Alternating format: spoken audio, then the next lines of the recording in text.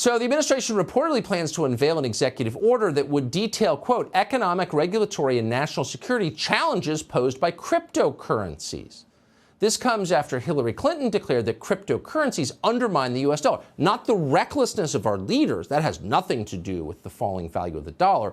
But Bitcoin is the real problem. Actually, Bitcoin is a reaction to the reckless behavior of the central banks, of course.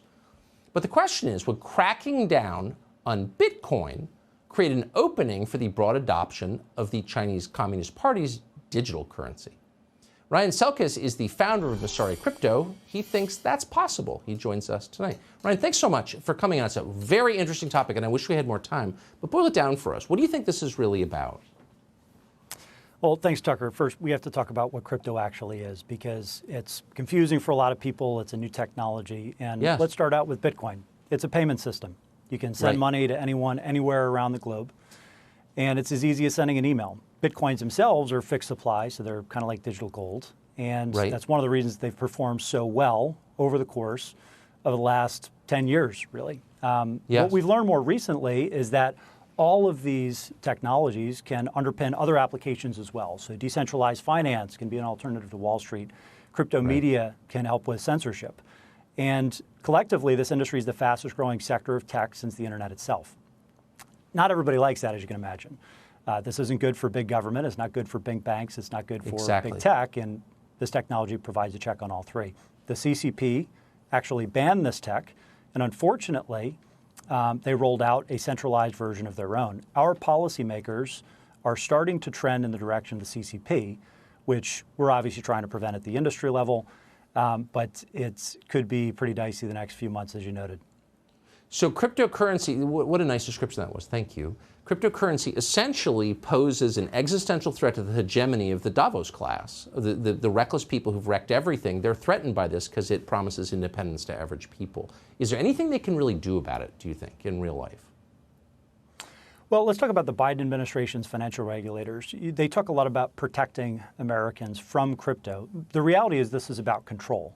Because if you look at the state of the crypto economy right now, there was more crypto transactions processed last year than Visa processed. The crypto economy in the private sector and all the innovation that you've seen in the last couple of years, just doing fine. And instead, this Treasury Department in particular wants to take a page out of the CCP's playbook and instead create a top-down surveillance system and Federal Reserve-backed coin versus working with industry to create a regulatory framework that makes sense. Essentially, we're going to squander a lead and delegate authority to the same people that built healthcare.gov a few years ago. They're not the only financial regulators that are on the wrong side of this. The SEC chair has been trying to, quote unquote, protect investors from what is the highest performing asset class, maybe in history, but certainly in the last 10 years.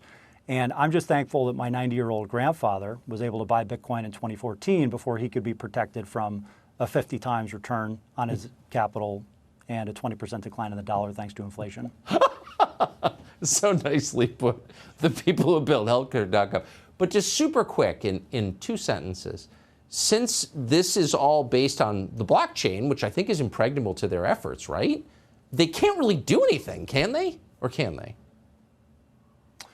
Well, they can certainly make life difficult, and this is actually what the new organization that I founded, the Digital Freedom Alliance, is all about. We're trying to work for pro-crypto solutions, engage with policymakers that are thoughtful, and ultimately support pro-crypto candidates.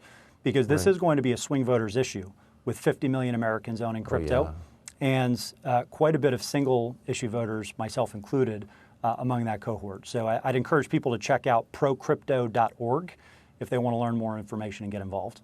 Yeah, and under the age of 35, I mean, it's a huge issue, I would say, because they have no wealth. They've been denied what previous generations had. So you can see why they care.